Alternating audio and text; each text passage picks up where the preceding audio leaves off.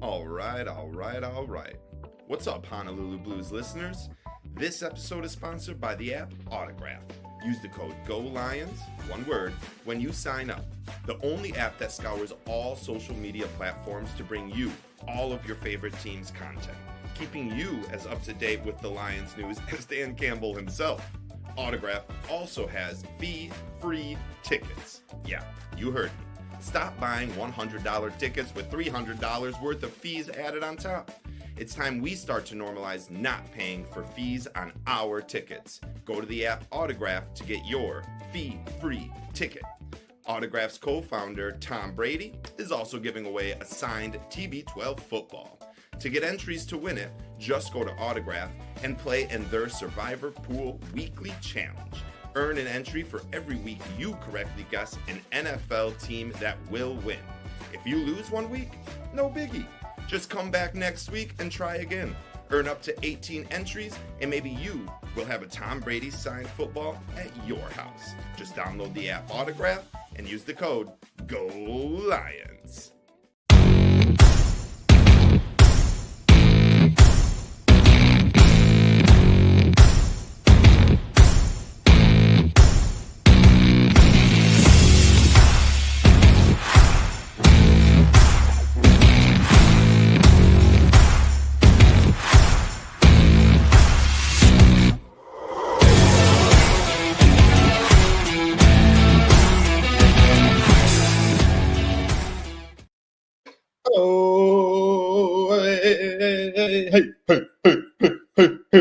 We got a good show. This is the Honolulu Blues. We are presented by Pekin Autograph, and this is the last show of the 2024 regular season, but we'll have many, many more shows as we go through our playoff run. As always, I'm Nick Faber. With me is Adam Stark and Julius Porter. Boys, Happy New Year. How was your New Year's Eve, Adam? What did you do?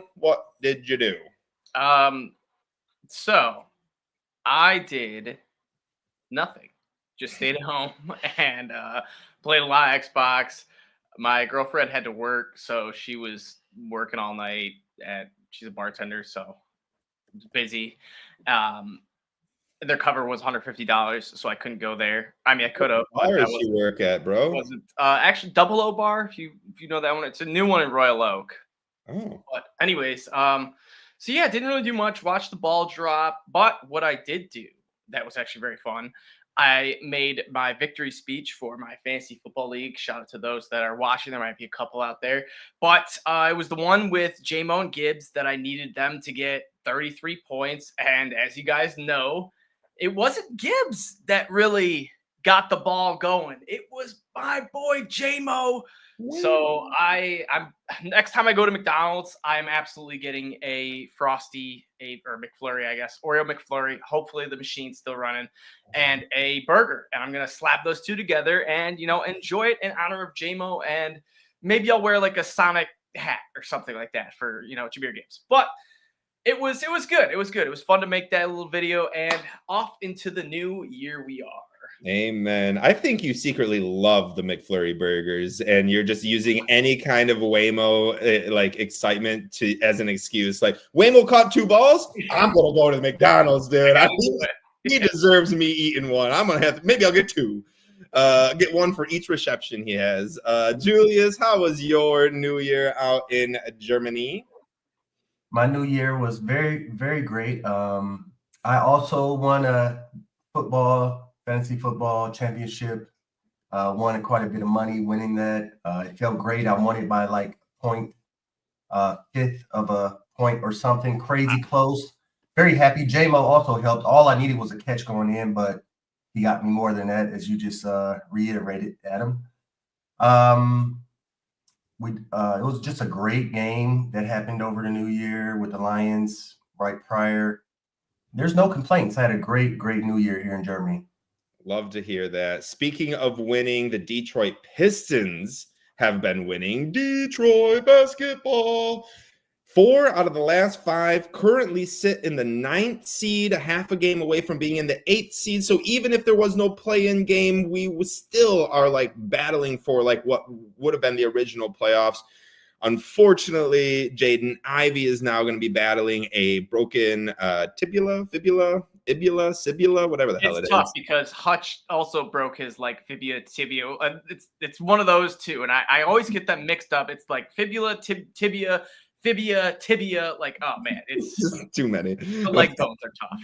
Maybe they can sit and get healthy together, but unfortunately, we did lose Jaden Ivey. It does seem like, if I had to guess, he'll be out for the season, maybe back to the playoffs. Update on that. Okay. The Pistons just released a statement saying he will be getting surgery and reevaluated in 4 weeks. Okay, so it's a month. We'll see what happens. I don't know if it's less significant than other leg breaks, but yeah, 4 weeks. I will absolutely take that because it looked like his season was over. Sure enough, and Zach Collins also had something like this happen. He was out for like 10 games, 4 weeks. So, I mean, I don't know. I'm not expecting him back for the season. Exactly. I expect him back for the playoffs, and anything earlier is just great. We do not need to rush him back. He is one of the foundational pieces of the Detroit Pistons. Julius, anything to talk about for the Pistons when it comes to them in general, or Jaden Ivey himself? I mean, I saw the injury. It was horrible, and he was having his best year yet. It sucks. However, the Pistons are so much better than they've been the last few years. Mm-hmm. I'm just glad to see life out of them, fight out of them. Cade is a star. They've already matched last year's win total in like third of the season. I mean, there's nothing to complain about Piston land from this poor Piston fan over here. I love that. Adam, the Red Wings are on a 2-game winning streak now with their new coach. Lost the first one, but have come back strong. They play again tonight.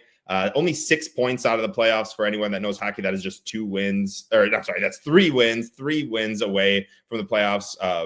We are not out of it. There's a long season. Adam, anything to talk about when it comes to the Wings? Not so much. They're playing a little bit better. They're starting to get their stuff together.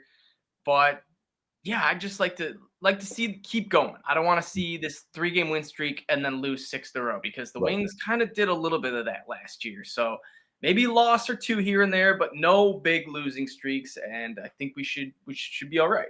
I love that. Speaking of love, I loved this question I proposed on Twitter.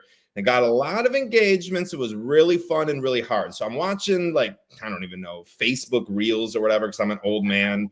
And on it, Big Cat asks Matt Damon and not Ben, Casey Affleck, who their Mount Rushmore would be of all Boston athletes, all sports Boston athletes. And I thought it was a very interesting question, especially when you go to Detroit. There has been a plethora of amazing Detroit athletes to play in a Tigers uniform, a Red Wings uniform, a Pistons uniform, or a Lions uniform, or even boxing and soccer. I mean, it could be any athlete. So I proposed the question to you guys. I will lead with Adam.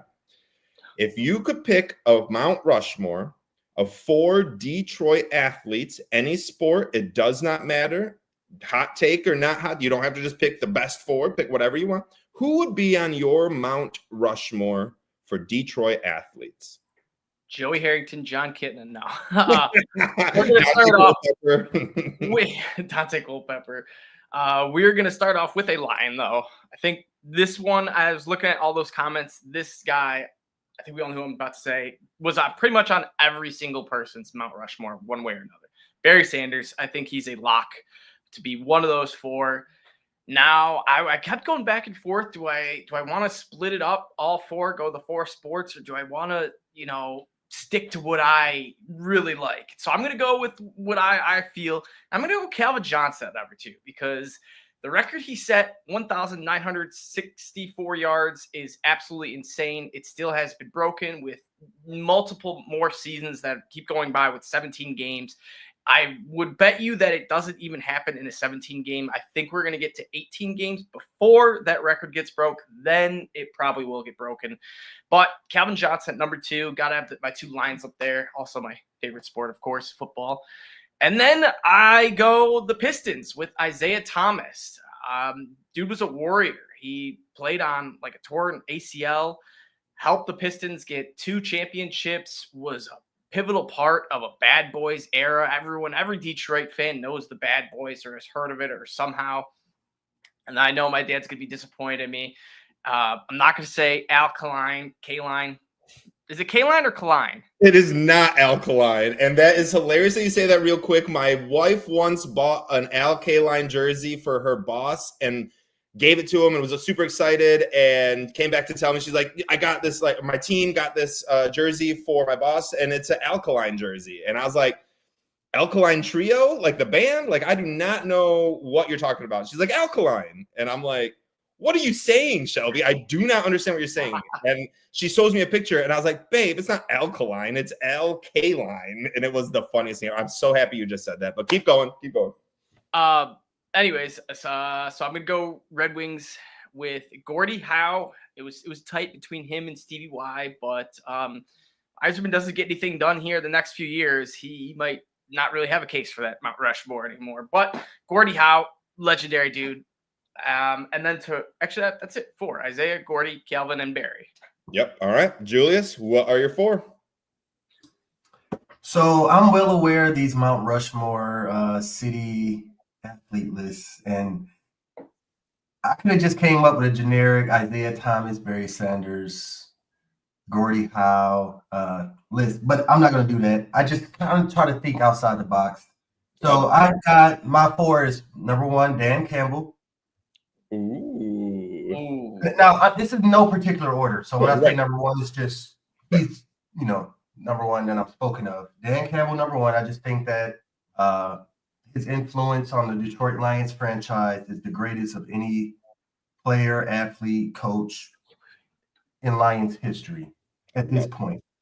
In the last 60 years, we all know. Number 2, I got Joe Louis, the Brown Bomber, the great heavyweight boxer. His fist stands downtown for all time, for all other opponents that visit our city to see what this city is made of. And like the great Dan Campbell says, that's the grit of Joe Louis. Number 3, I got Ben Wallace. Just because in the last 30, 40 years, he was the face of the Going to Work Pistons, brought a championship to the city. Hard work, Detroit. We all know that's what we all about.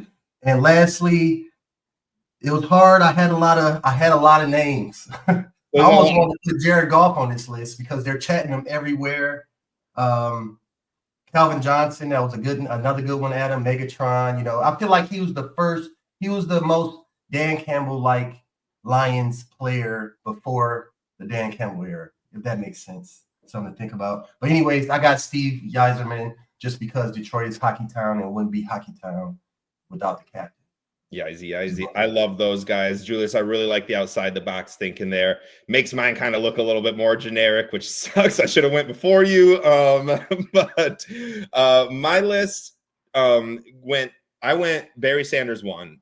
Is just, I think, over like Megatron. He's the only line I put on there. Barry Sanders, just the best of the best. I think if you vote between, like, if you had to put one on of each sport and it was a vote between Megatron and Barry, I would say Barry. So Barry was my number 1. The biggest Red Wings fan, so I put 2 Red Wings on mine, which would be Gordie Howe and Steve Yzerman. I think they both, in their respective eras, did so much for the Red Wings. A 25-year playoff streak with Yzerman there for most of them.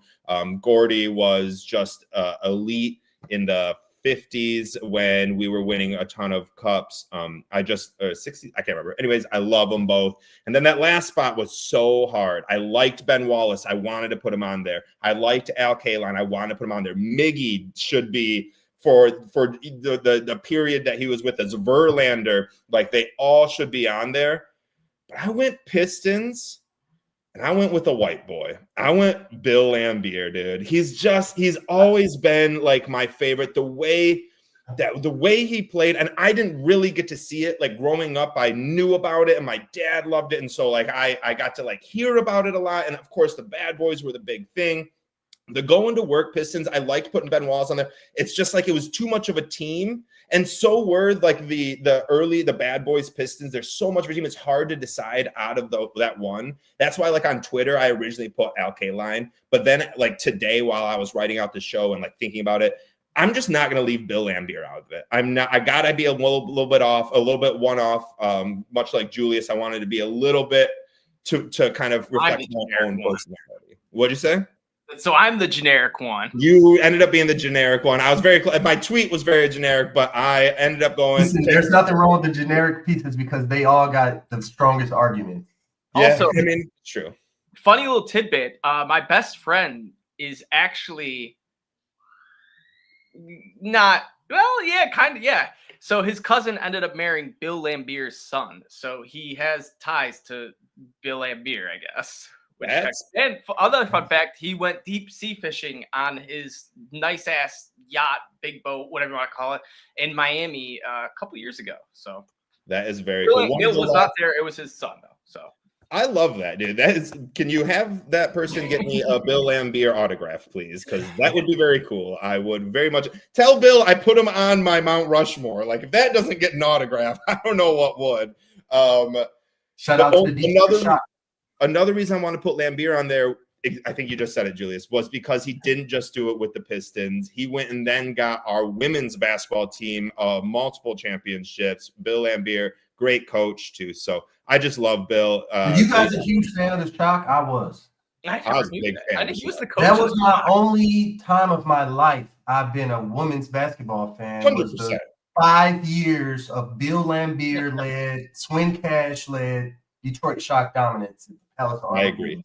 That's why I had to put him on there. It wasn't just playing, it was coaching too. So that's why I ended up getting on my list. That was fun. What else was fun was waking up this morning to see 7 Detroit Lions nominated to the Pro Bowl, which is very cool. Jared Goff, Jahmyr Gibbs, Amon-Ra St. Brown, Penei Sewell, Frank Ragnow, Brian Branch. The odd one was Jack Fox, who I don't know, has punted like 6 times this season, I'm pretty sure, but they've all been amazing. Get him on that Pro Bowl. I do not want this to become a segment about I can't believe Kirby didn't make it. And I know we're all going to talk about it because it's egregious that he didn't make it, but I wanted to just make sure that we give our kudos to the boys who did make it, which is those 7 players.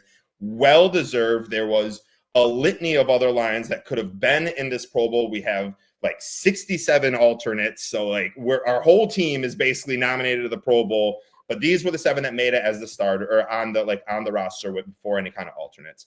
Yes, Kirby didn't make it.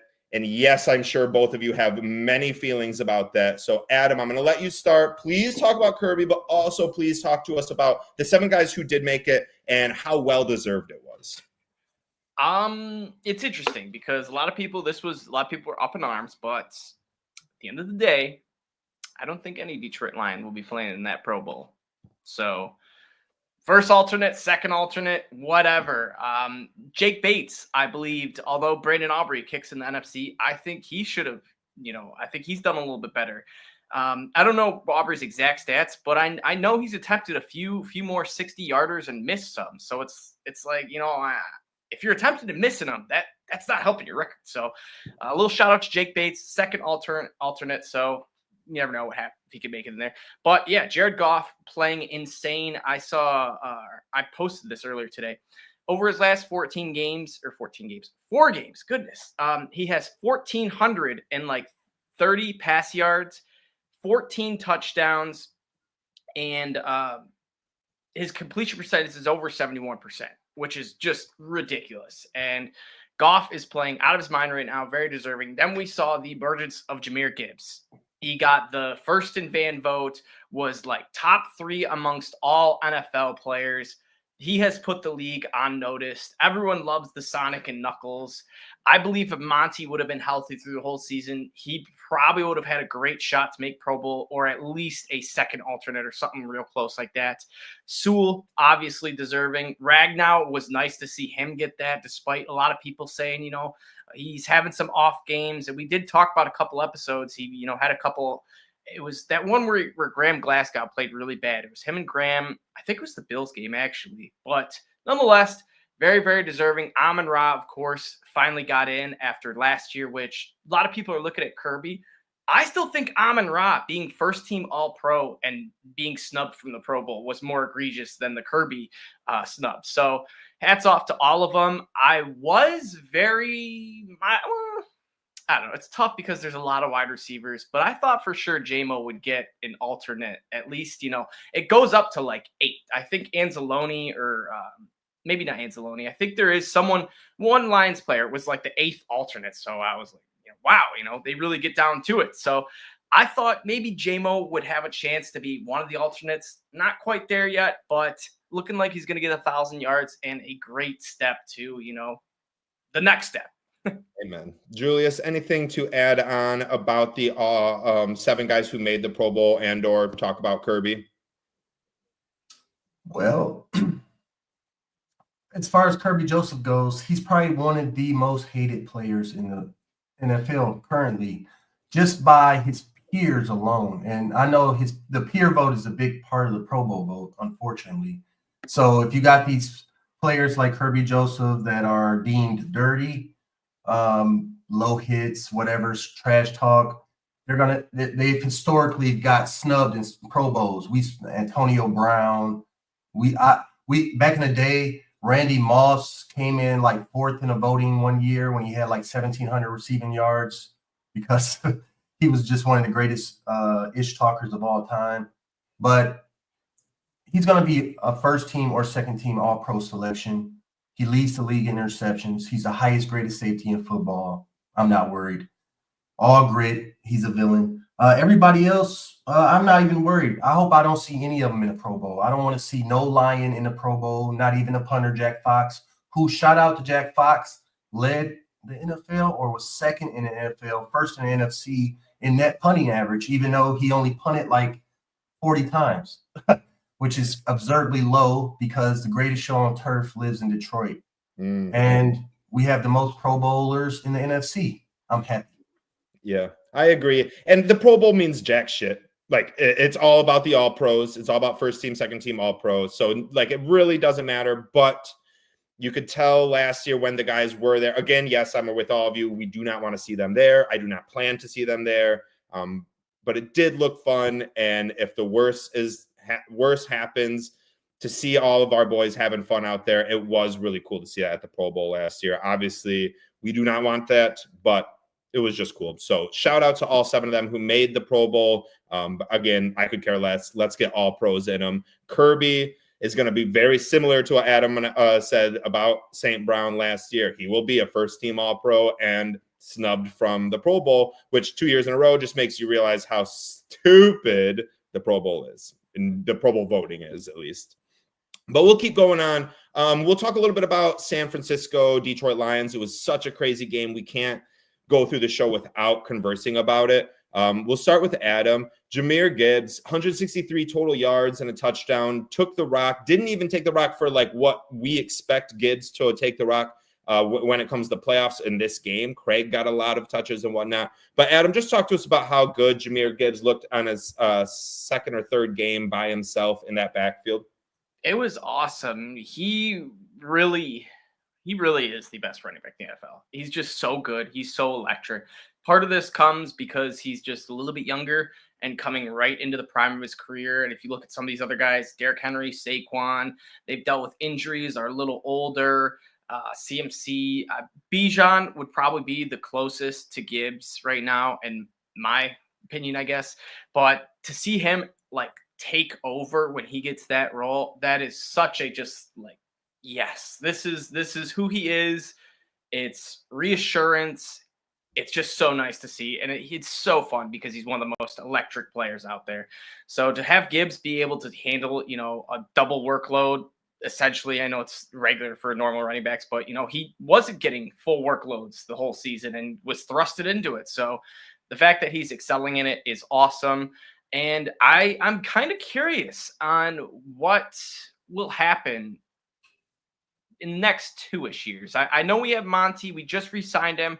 But will Dan Campbell and Brad Holmes be like, you know what, this dude's a freak, because Jahmyr Gibbs is going to be 25 years old when Dave Montgomery is towards the end of his contract. So it will be interesting. See what route they go. But Jahmyr Gibbs, hats off to him. Thank you for helping me win my fantasy league. I do not think we're going to see a Gibbs full workload anytime while we have Montgomery. I think as much as everyone might hate it, we are going to continue to see a 50-50 split. For reasons like this, running backs get injured. And if you like right now, if Gibbs would have had 312 carries like Barkley and Monty goes down, and now you're expecting Gibbs to do it, that's just a lot. And then not only that, it seems like we're playing chess with this. We are probably going to retain Gibbs when it comes to that time.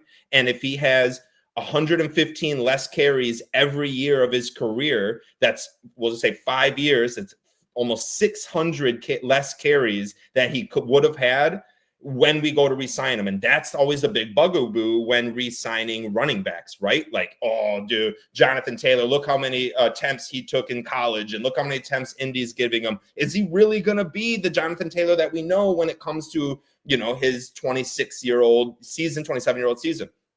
I don't know. Like, even right now, if you watch Jonathan Taylor, it seems like he kind of lost a little bit of a step. Also, he's on a really bad team. I just think we're playing chess right now while everyone else is playing checkers and trying to overuse Aaron Jones and overuse Josh Jacobs and Derrick Henry and Saquon Barkley. And they're holding up, and that's great. But how long?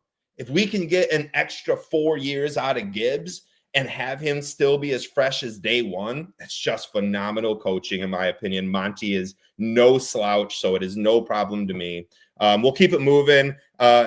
Speaking of Waymo, Julia, 77 receptions, 2 touchdowns, an amazing touchdown on a flip from St. Brown. Just talk to us about how exciting it is every single time J-Mo goes and gets the ball in his hands. He is him. J-Mo is a wide receiver 1. And I think we're starting to see that reflect in the snap counts or how often he and Amon-Ra St. Brown are on the field. So traditionally, Amon-Ra St. Brown has played 90 to 99% of the snaps as wide receiver 1 as the true go-to wideout threat for the Lions the last 3 seasons. The last 4 weeks, it's been 75-75, with Tim Patrick being a bona fide wide receiver 3, with Khalif Raymond soon to join him. We're going to get into that later. But Amon-Ra and J-Mo, they're in the same packages. They're threats together. And J-Mo, I'm expecting him. I mean, I expected us to pick up his 5th-year his rookie option and, sign this guy to a long-term contract. I'm starting to think that way about J-Mo because he's one of the most electric players in the league. He's probably the fastest wide receiver in the league. He gets the ball. I think he's top 5 in average separation. That's only going to get better. He's so young. Real quick, back to Gibbs. I know this is off topic with J-Mo, but in that game, they came out injury-free. That was the best thing that came out of that game. Mm-hmm. Every time Gibbs got hit, I held my breath. Every time J-Mo got hit, I held my breath. I've been holding my breath every time Amon-Ra get hit for the last 3 seasons, just because he looks so small on the screen. But J-Mo has become that important. He's become one of our go-to weapons in light of Gibbs, Laporta, who's on a heater, Amon-Ra St. Brown, who's on a heater. I mean, we just have the best offense, one of the best offenses in the history of the NFL, and Jameson Williams is one of the reasons why. Those words are great to say, especially if we go back to the way our fan base was talking about this guy in the offseason when he was suspended, when he was only getting 2 targets a game. He proved everybody wrong. He really did. And really what it was, he worked on his hands. That was a big, big thing. Can't catch the ball. That dude can catch contested catch after contested catch now. It is crazy. And then just anytime he gets the ball in his hand, you're like, oh, that could be an 80-yard touchdown. You know what I mean? Like, it's every single time. And it was the hook and ladder to him was the perfect play design. Unbelievable. Like, that was a huge, I think, third and long, or even maybe 4th down. I can't remember specifically, but just an amazing play where it was a short dump down to St. Brown. It was like, oh my God, like, we can't stop them on defense. What are we doing? And then boom, it's a hook and ladder to J-Mo, and he just flies down the sideline. It was freaking amazing. I was screaming. I bet, dude. So was I, dude. Do you guys know how many times we've done that? The hook and ladder? Yeah, is it At least 3? three. Have we done it 3 times for touchdowns or twice? 2. For I know Gibbs against Arizona, J-Mo against San Fran. I don't know. I think we did it one more and didn't get a touchdown. Got you. There was one we used for a first down in garbage time. I want to say it was the Bills game. It was the Bills game, I'm pretty sure. We were losing, and Amon-Ra, I think, pitched it back to Gibbs. I don't remember. What are the odds we see it one more time this season? But like if you're betting $100, your payout will be like $10. Like there's like we're definitely gonna see that again. You know what I mean? Like there ain't no doubt. That's like number one on the trick list. Like we go. Ben Johnson just goes so deep with that trick list. It's crazy. It's offensive lineman. Every single week you see other people who don't watch football be like, he is just showing his cards. Why is he doing that? And you just sit and laugh, and you're like, because Ben Johnson has 17 decks of cards in his bag of tricks, ready to pull anyone out at any time, and it's just outstanding. We'll keep it going. Defense-wise, first, this is the first thing I want to talk about when it comes to defense. Adam, I'm going to go to you.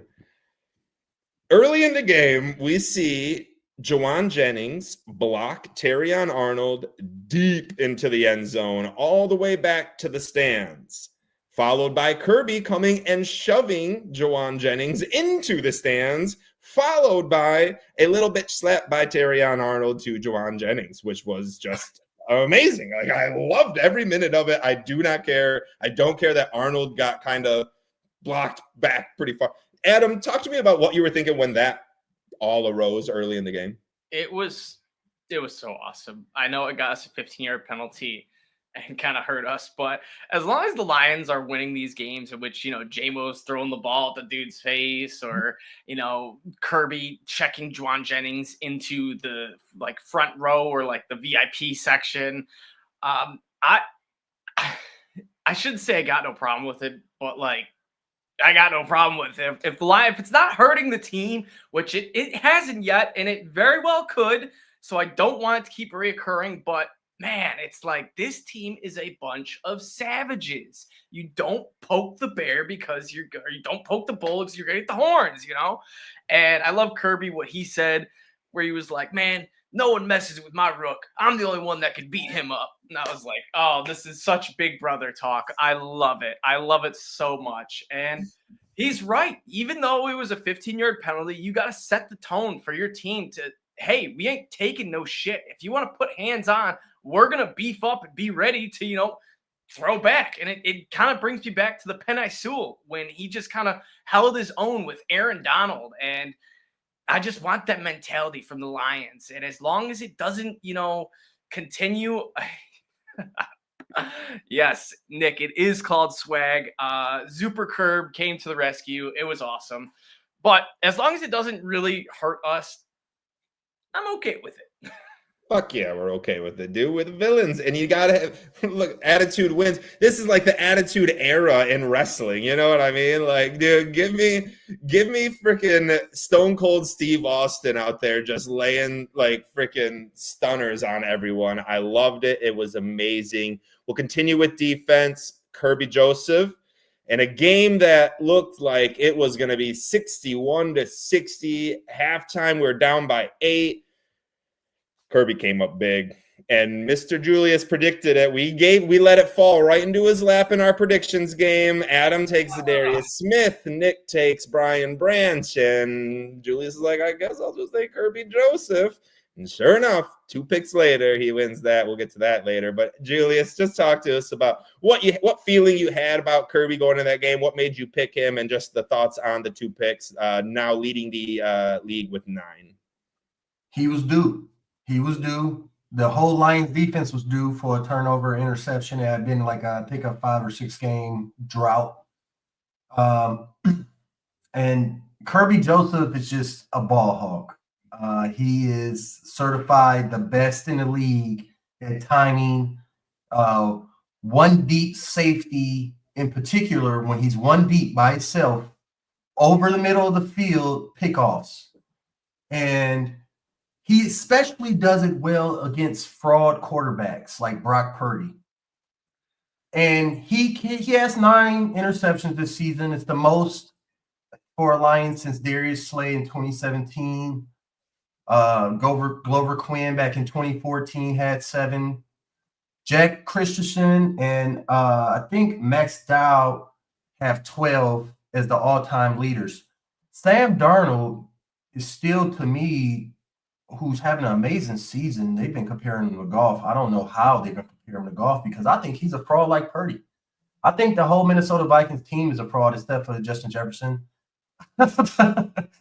And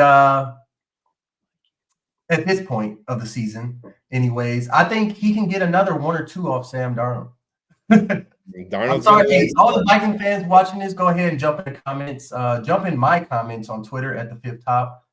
Sam Darnold is still on fraud alert, and don't be surprised if Kirby Joseph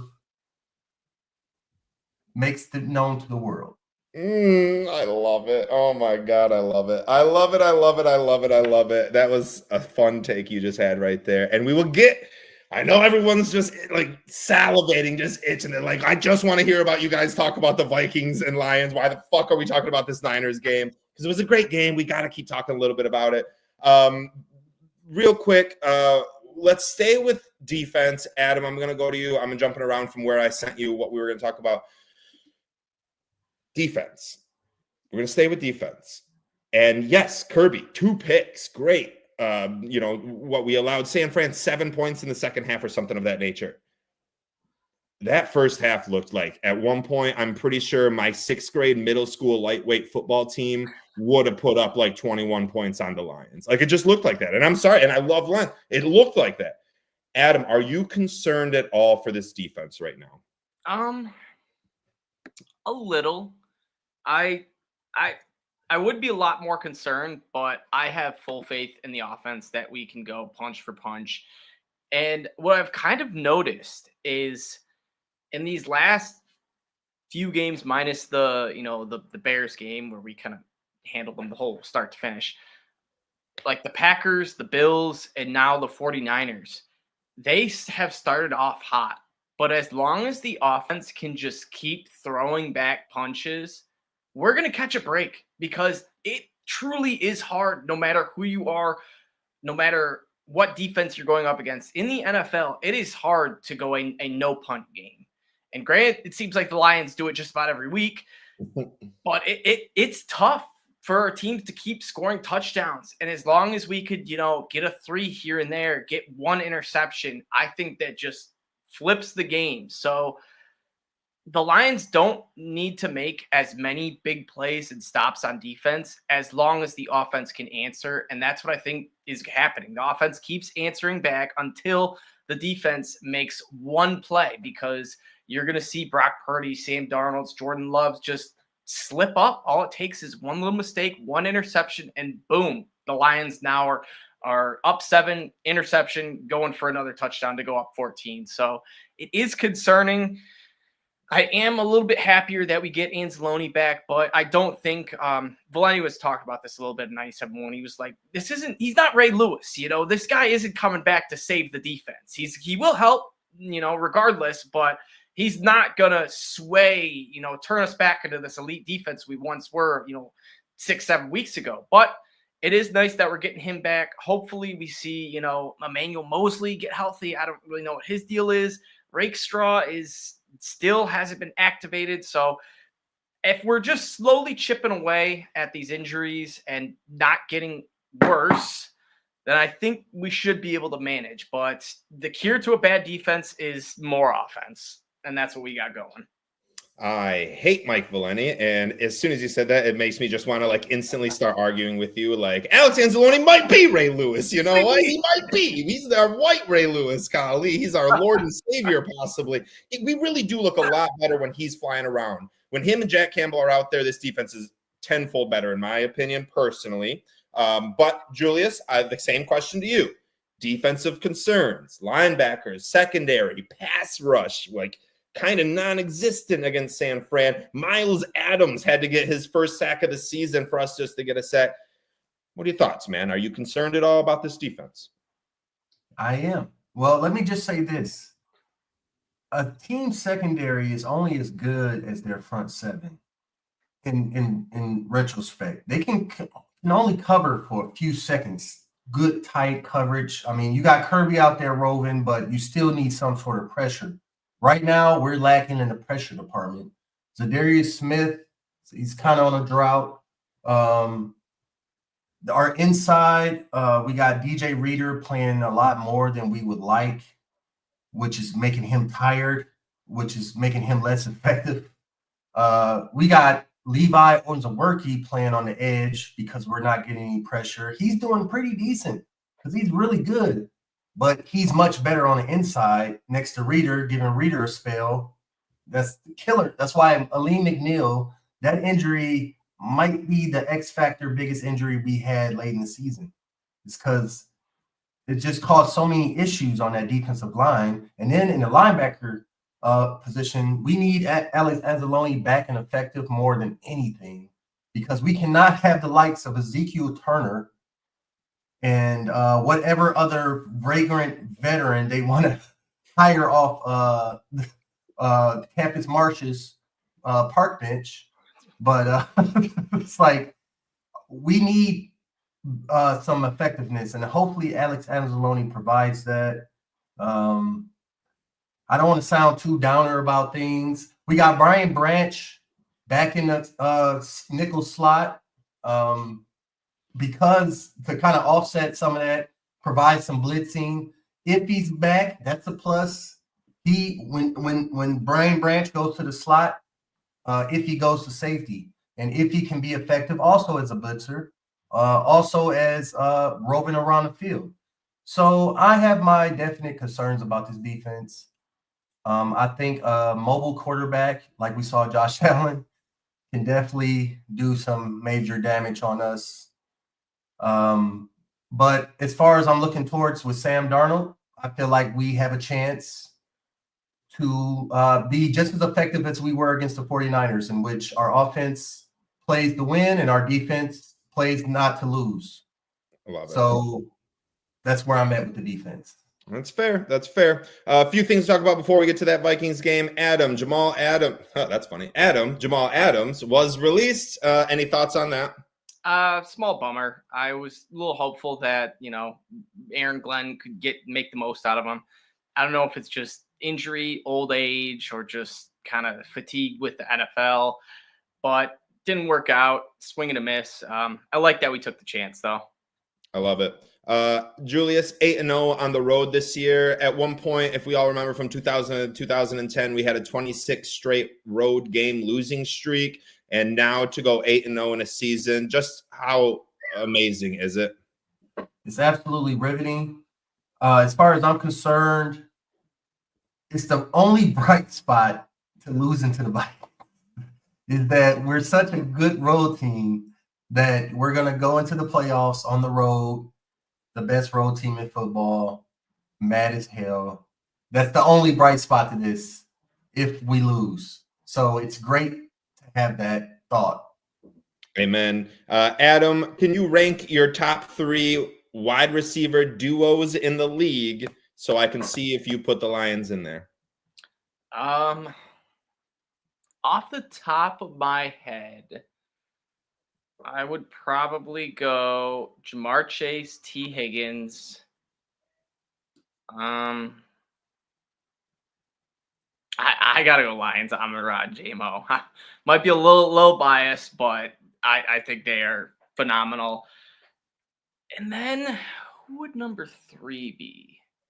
Julius, I'm going to ask you the same question. So while he's thinking 3, do you want to throw in your 3? I'm thinking about the Rams with Puka and Kupp. Okay, yeah. When healthy, they got their injury concerns. Texans, Diggs and Nico, but that might be split up next year. I think you could have said the Jets with Garrett and Devontae Adams if they had anyone other than Aaron Rodgers. Which, speaking of real quick, have you guys seen the Aaron Rodgers documentary on Netflix yet? I refuse. Okay, Julius? I haven't, but I will watch it probably after the season. I don't have my emotional fortitude to watch something like that about Aaron Rodgers while the Lions are in the midst. And just because we're on it, have you guys watched Squid Game 2 yet? Yes. Great. I watched the first episode last night, and I'm gonna watch the second episode. Oh, that tonight. season's Also, just rock, paper, scissors -1. That sounds so much fun. dude. Yes, that's crazy, dude. Like, I lost weight. yeah, you won't know. You'll see it. Catch up, watch the season. It's fucking awesome. The Aaron Rodgers, I watched the first season or first episode of that. It was pretty interesting. I kind of liked it. Like now that Aaron Rodgers sucks, I kind of like don't mind watching some. You pity the fool. I don't pity him. I just am like, okay, I can. He's like Bad man doesn't scare you. No, exactly, dude. He's just, exactly, dude. So just curious on that. Real quick, last couple questions or comments, I guess. Adam, Lions set a record for the most 40-point games with 0 turnovers, with 4 or 5, along with having the 3 biggest blowouts this year. Anything to say about that? Jared Goff, man, it like starts from him, ends with him. If we saw the Texans game, how when he plays bad, it's just it doesn't go well, even though we did end up winning. But I feel like if he throws 5 interceptions against the Bills, Chiefs, Ravens, Eagles, something like that, now I think it'll end that way, how it did the Texans game. But Jared Goff, Jared Goff and Ben Johnson. Ben Johnson especially, dude's a mastermind. We all thought he was a genius last year, and there was a lot of little comments of him saying like little things of just like, oh, just wait, and like, oh, I got a deep well of tricks and all sorts of little comments. And it is true, man. This dude is phenomenal, and I hope he stays with the Lions as long as possible because it's going to break my heart when he leaves. It will. Last thing before we get to the Vikings game, Jake Bates and his meme. Come on, Julius, talk to me about this meme. Talk to me how dirty the NFL did him by showing him on the sideline rubbing a softball on his leg. Just what do you think about that whole thing? Hey, we're Americans and sex sells.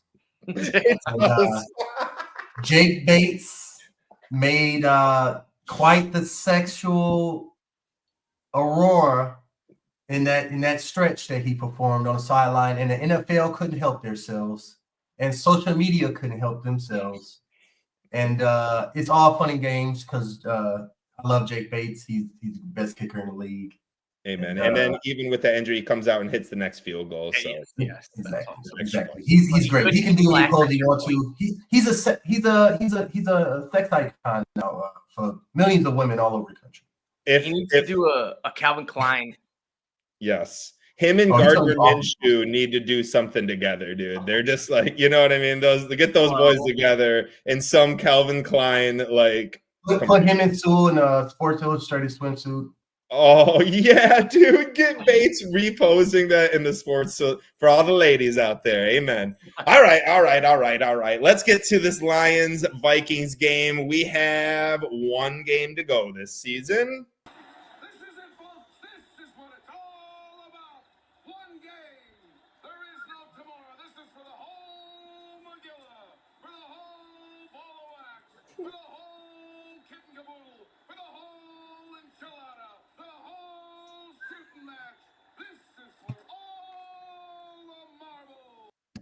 Quick bonus points to anyone who can name that movie. I've never seen that, but that was so funny. It's great. Julius, any guesses? I feel like I've seen it, but I can't name it. That movie is Rookie of the Year, where Henry Rolling Gardner breaks his arm and then it heals tightly and he gets to play for the Cubs. And that's he's playing the Mets and John Candy's their announcer. For the whole enchilada, for the whole marbles, for the whole. John Candy's a legend, man. Oh, he is a legend, dude. He is legendary. I love him. One of my favorite scenes right there. Let's get to some injuries. Adam, I'm going to let you start us off with the Minnesota Vikings. What kind of injuries are they looking at across the field from us? They're in a similar boat as us where there's a couple key players that were banged up. We saw Aaron Jones not return in the late fourth quarter against the Packers last week. He was limited practice on Wednesday, limited practice on Thursday. He did come out and say he expects to play. I also expect him to play. The significant one is Patrick Jones, offensive linebacker, their third sack leader on the team, has, I think, 7-ish. So solid dude, didn't practice Wednesday or Thursday. His injury looked rough too when it happened. So I don't think he will play. They have another guy, another linebacker, Camus Grugler Hill. Never heard of the guy, so I'm not even sure if he's a starter or role player, but he did not practice Wednesday or Thursday, so I would not expect him to play either. Harrison Smith, their star safety, was banged up a bit. He went limited practice on Wednesday and then had logged a full practice. But outside of those guys, also Fabian Moreau, cornerback for the Vikings, limited practice. I feel like he will probably play, but Patrick Jones is the guy that I don't see playing against the Lions. Okay. All right. And then Julius, why don't you talk to us about the Detroit Lions injury report coming up? So the Lions, we all know about their long IR, but besides that, Monty is still on there out. We all know he's not going to be back until the playoffs.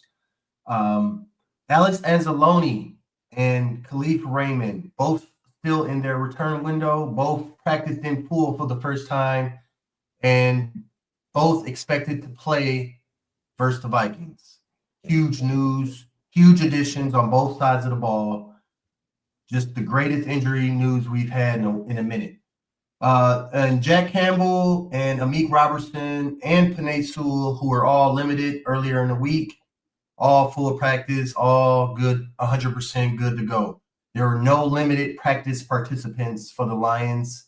So we're going into this game as healthy as we can possibly be. Love that. Just need to get Monty back, Carlton Davis back, and get to the Super Bowl. Let's get real quick tidbit I left out. Christian Mahogany and Emmanuel Mosley both still out with illnesses like common colds. But Mahogany was at practice. He just didn't practice with his illness. Pump that guy full of IV and Tylenol, and let's get them boys. And Campbell Starbucks. Yeah, boy. All right, let's get on here. How important is it, Adam, that Anzalone, or Man's Baloney, as someone in the comments said, and now that's the only thing I can think of when someone says that. How important is it that Man's Baloney plays this week? I don't think it's like a, win or lose type situation. I do think he will impact the defense. The biggest way is just being the leader, because Anzalone was the captain of our defense. He's the dude that had the mic in his helmet. And I'll be curious to see if they switch that out of, I don't know if Jack Campbell had it or if it was Brian Branch. But regardless, it was Anzalone for the last 6-7 weeks. And he will most likely resume that position. But to get him back, it will be nice. It'll be a little nice piece of reassurance. We saw so many linebackers getting beat on wheel routes, little just running back designed plays. Quan Alexander got burned. It was bad. So it's nice knowing we got Anzalone back instead of, Pat O'Connor's, guys where we haven't really heard a lot about and are just trying to, do their best out there. Now we have a guy that we could actually rely on. Yes, we saw Kittle, we saw Garendo all make big catches on us all day long. That's because linebackers are going to be covering them. It wasn't until we started to put more safety on Kittle did we start to stop him a little bit more. Same question to you, Julius. How important is it that Anzalone is on the field this week? Real quick about the big plays that we gave up. Our linebackers, you're absolutely right. They bit on the San Francisco play action almost every single time.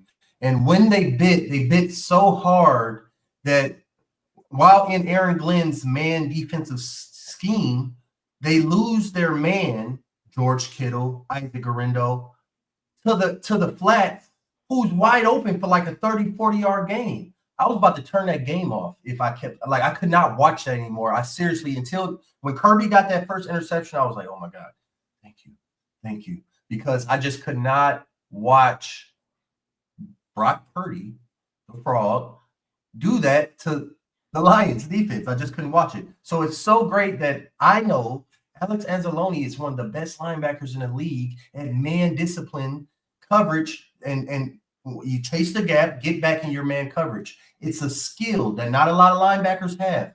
Alex Anzalone has it.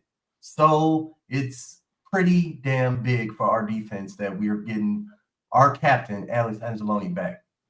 Agreed. I love that. I think it's imperative that he comes back. Like I said, I truly do think our defense is so much better when he plays. I don't care if he's got a cast the size of like, I don't know, just put a cast on that. Like, I don't care, dude. Cut his arm off if we need to. Will still be better than playing Zeke Turner. It was called out in the comments earlier. I don't remember by who, but someone was like, dude, the 10-yard down the field pump fake from Brock Purdy bit Ezekiel Turner. Like, that was so egregious, dude. It was one of the worst things I'd ever seen. However, there were like multiple holdings on that play. The refs were all on San Fran. It was ridiculous, but refs were horrible. Different story. And Laporta popped in the head twice. Popped in the head twice. Yeah, exactly. I think Adam tweeted out, or maybe it was you, Julius, but someone was like, do it again. And we're gonna have some problems, dude. Anytime you see me, anytime you see the Honolulu Blues sign, the NFL officiating, that was me. I love it, dude. I love it. Real quick, did Sam Darnold make the Pro Bowl? He was a first alternate. No, he was a starter. It's Darnold, Daniels, and Goff. Oh, Sam Darnold. I thought you. I was thinking Brock Purdy made it, and I was going to say, how is Brock Purdy a Pro Bowl over Sam Darnold? Sam Darnold made it. Okay. Sam Darnold made it. I thought you said Sam Laporta. That's what I said first. Well, you know who didn't? Jalen Hurts. Yeah, because he just handed the ball off to Saquon all day long. He didn't do anything. But in our current defensive shape, Jalen Hurts can run for 300 yards on us, and Saquon Barkley might get like 200. I don't know. Philadelphia doesn't scare me as much. Jalen Hurts doesn't scare me as much. I just think they've gone to this powerhouse run team now. And what's the Lions' best fucking defensive attribute? You can't run. It's true, but unlike what we're about to see from the Vikings, who have a poor inside run game right now, the Philadelphia Eagles' offensive line is one of the best at powering that hole through. And we got guys like you mentioned, Adam, Pat O'Connor, getting like 60% of snaps. So I'm worried about Jalen Hurts doing that read option and Ezekiel Turner running over to the sideline. Yeah, that might be true. We'll see that in the NFC Championship game.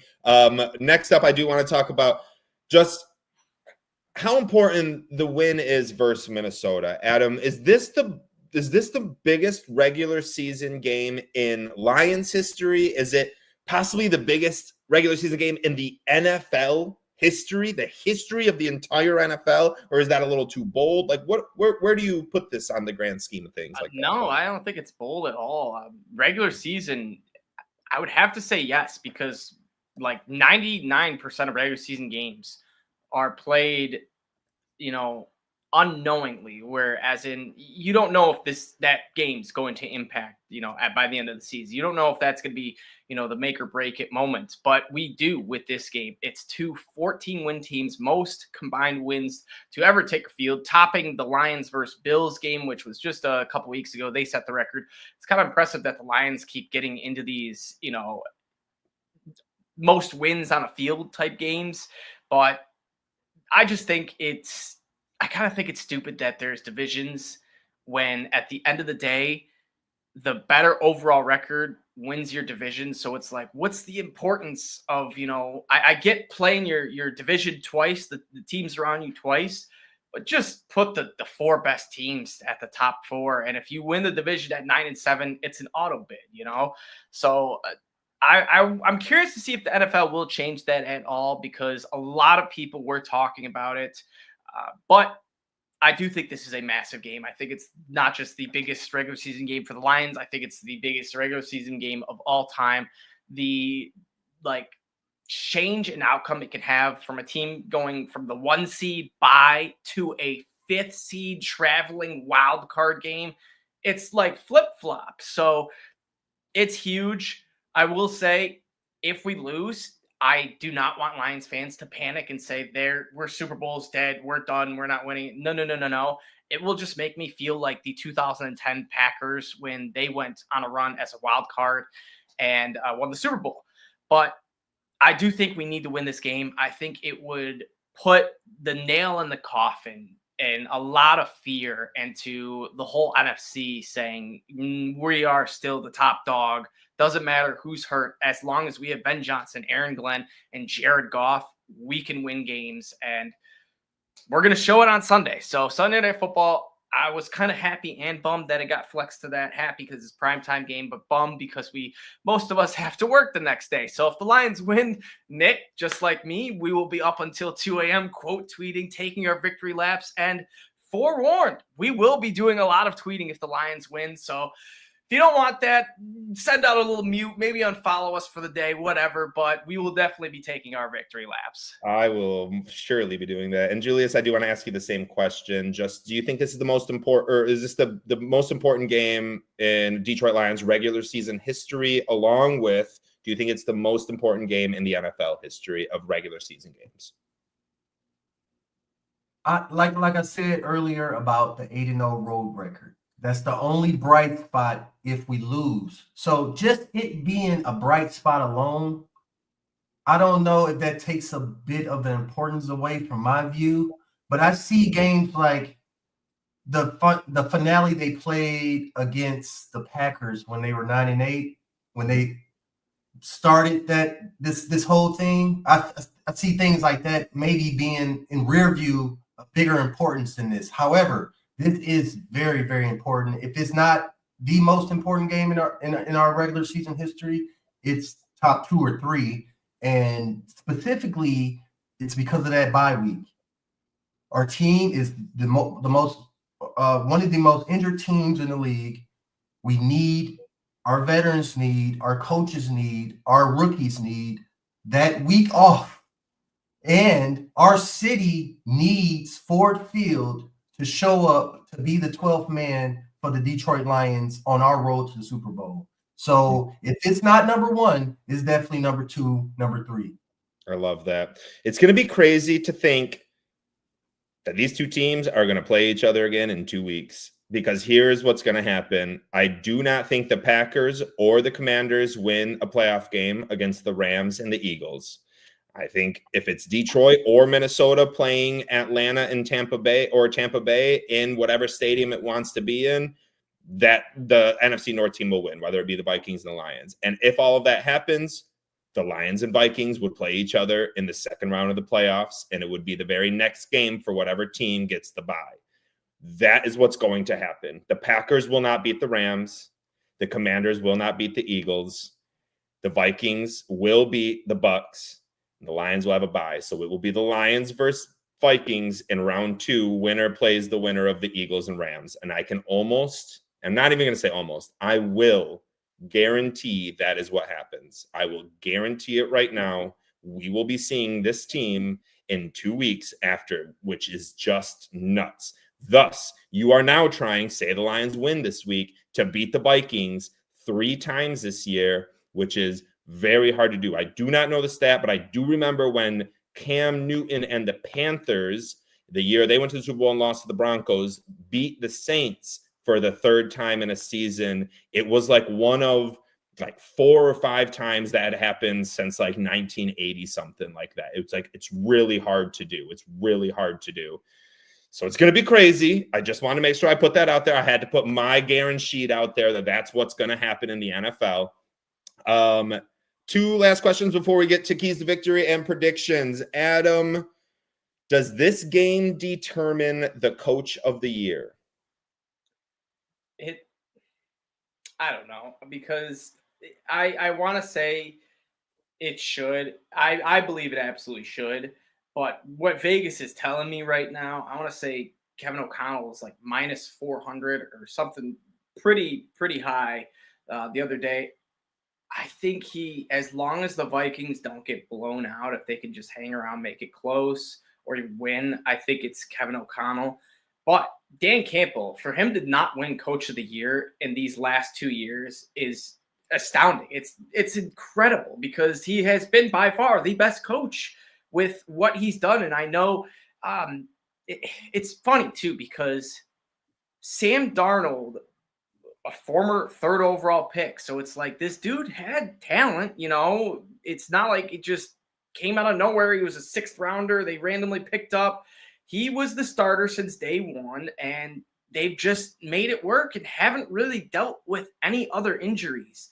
And then on top of all that, the Vikings went out and got Sam Darnold. So it wasn't just some random, backup Ben DiNucci type player that came in. This was a guy that they wanted, that they knew they were looking for a quarterback to pair up. I know, Nick, you're going to be that. Maybe not wanted. Like they probably didn't get him to start for him. Like, yes. JJ was on the road to he was like a bridge quarterback. Similar to golf. Yes, kind of. And so That's JJ McCarthy. JJ McCarthy was their guy in training camp. Sam Darnold didn't even have that job until JJ McCarthy got injured. Exactly, too, which is also the other interesting part, because if JJ, a rookie quarterback, is starting, I don't think, I mean, I'm a big JJ fan, but I don't think a rookie would be getting 14 wins. So Kind of agree. super crazy how this all just unfolded.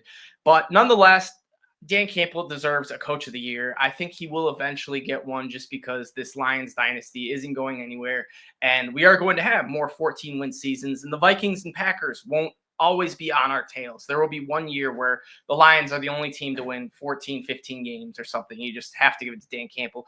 But nonetheless, dealing with Hutch and all these injuries, I think is equal or even harder to deal with than losing your rookie quarterback, who,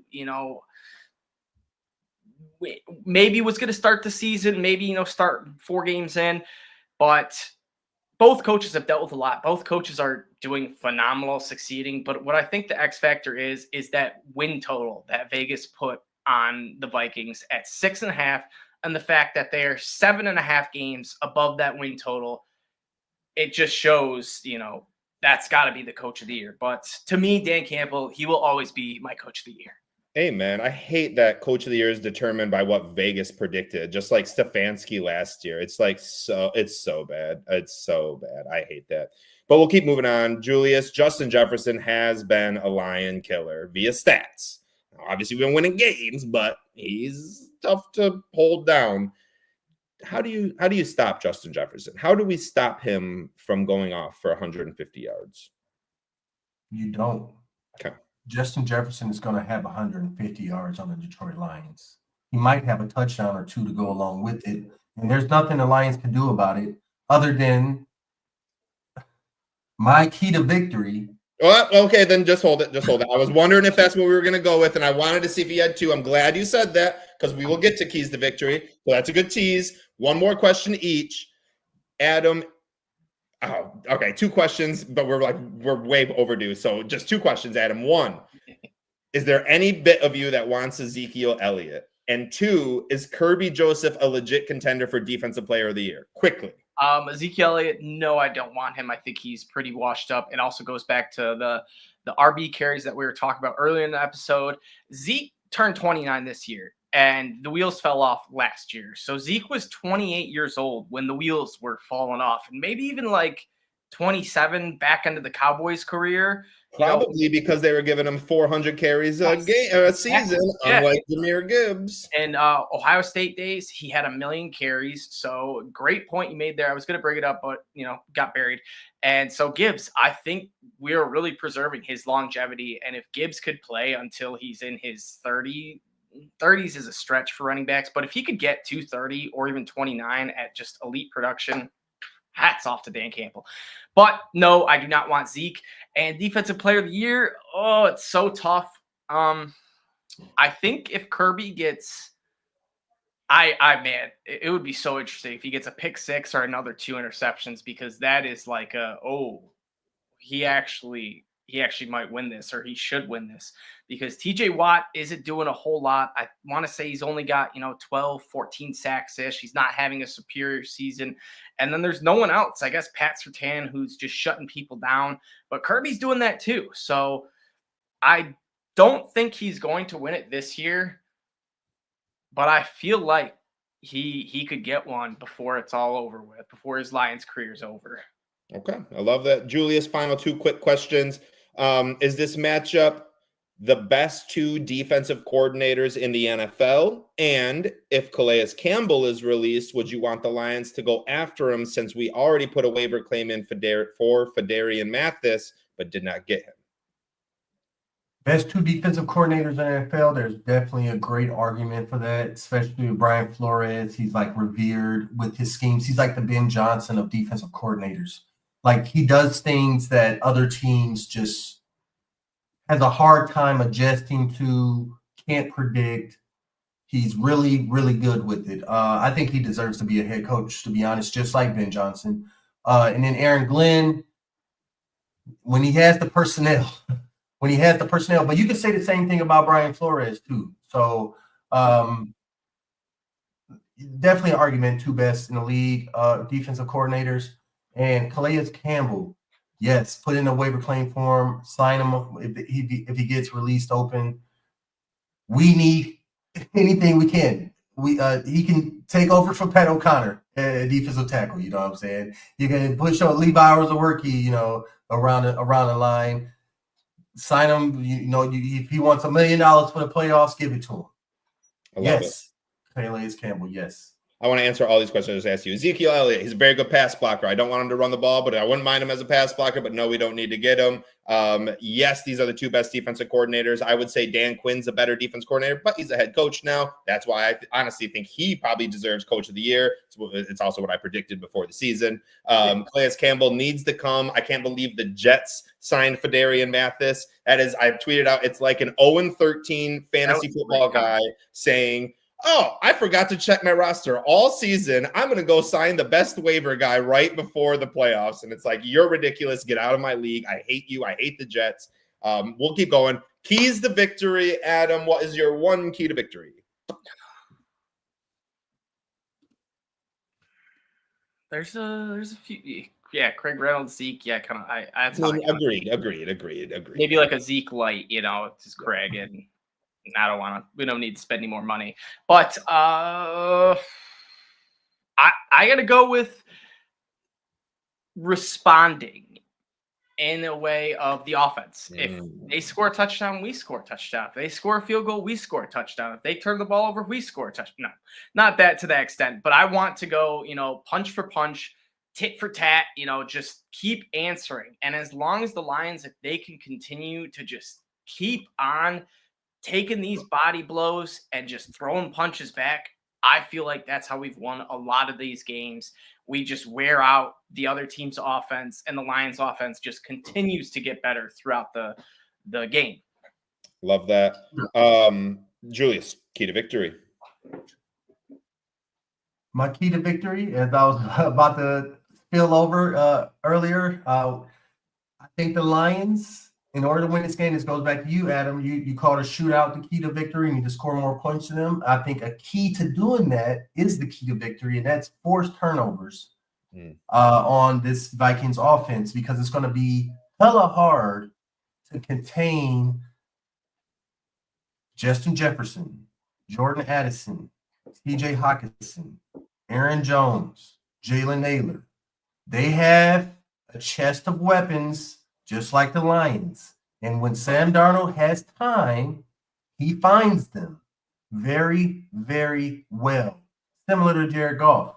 So my key to victory is to pick off 1 or 2 or force 1 or 2 fumbles from turnover-prone Sam Darnold. Because just because he's having an amazing season does not mean he's not Sam Darnold of old, fraud alert, turnover-prone Sam Darnold, Kirby Joseph, Brian Branch, Terrion Arnold, Ife Melifonwu, Jack Campbell, Alex Anzalone.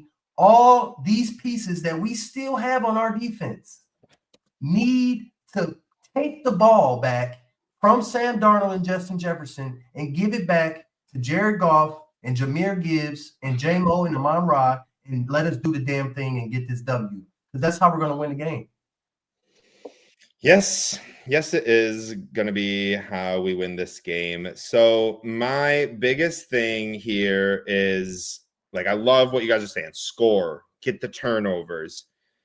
I'm trying to find the stat real quick. I was trying to stall while I did it real quick, but I guess it's not going to pop up for me. Correct me if I'm wrong, but Sam Darnold, right here. Okay. Yes, exactly. Right here. Sam Darnold spends the most time in the pocket. 2.6 seconds, spends the most time in the pocket in the NFL. No quarterback spends 2.6 seconds in the pocket. We need pass rush. We need to blitz. And yes, that's going to cause big plays from Jefferson, Addison, Hawkinson, especially against our linebackers. We are going to see those guys have days. But if we can just continue to put pressure on Darnold, That is how we win this game, because ultimately it will turn into a bad throw, which thus gets you a turnover. And I'm not worried about our offense scoring. So I'm all in on sending Iffy. And I think that we need to get Darnold on the ground more times than he's ever been on the ground in his career. That is how we win this game.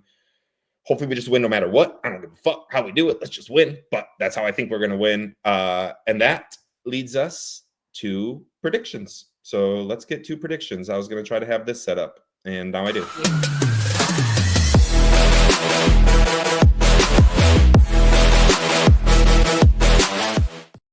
All right. This is prediction time. This is a game where Julius slays and me and Adam try. So let's get to this. Last week, I had it pulled up here. Let me get this. Adam had Jahmyr Gibbs, Zadarius Smith, and a 28-17 Lions win. He gets 1 point for the Lions win. Nick had Jared Goff. I do not know how he didn't win MVP, but Brian Branch in 31-18, which was 1 point away from winning score prediction. Nick gets 1 point for the Lions win. Julius had JMO with 77 yards, the least amount of yards ever, just 2 touchdowns. We prioritize touchdowns way too much on this show, guys. JMO won offensive MVP, voted on by us. Kirby obviously wins defensive MVP, picked by Julius, and 38-12 was the closest score. Prediction being just 24 total points away from what the ultimate score was. Lions win. Julius got 4 points. We got 1 less. Julius has 35 points on the season. Adam has 28 points on the season. I have 27 points on the season. We will be doing this all the way until the Lions stop playing football. So it is not over right now. Please put any comments and guesses and predictions that you have, whoever is watching this show, in our comments.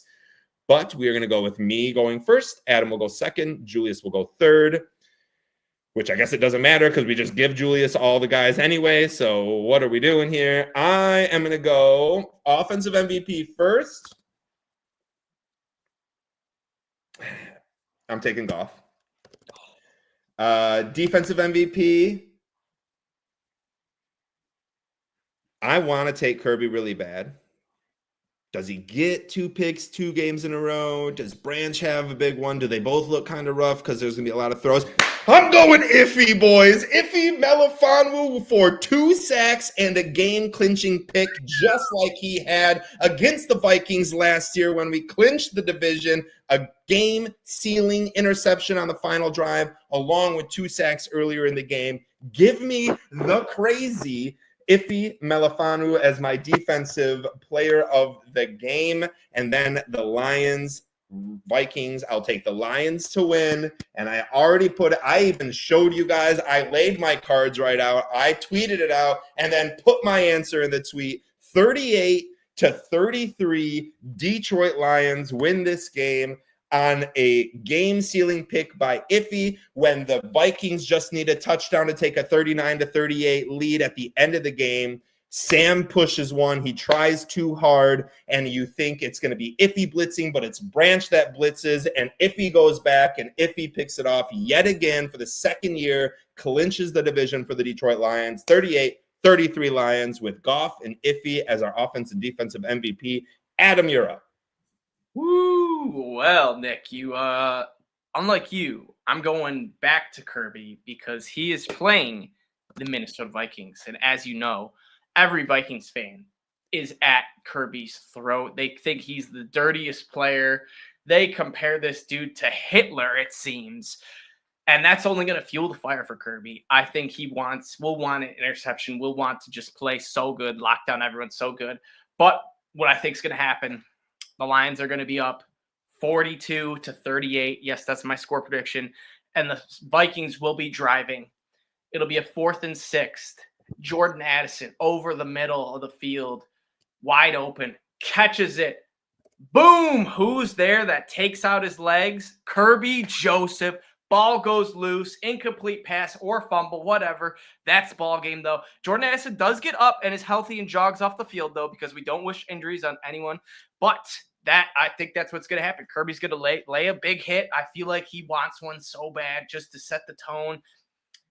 So Kirby, defensive player of the game, 42-38 Lions win. And for like the 8th straight week in a row, I'm going Jahmyr Gibbs. You give me Jahmyr Gibbs, I am taking Jahmyr Gibbs. Love it. All right, Julius. No Gibbs, no Goff, no Kirby, no Iffy. What do you got? I have the Lions winning this game 34-31.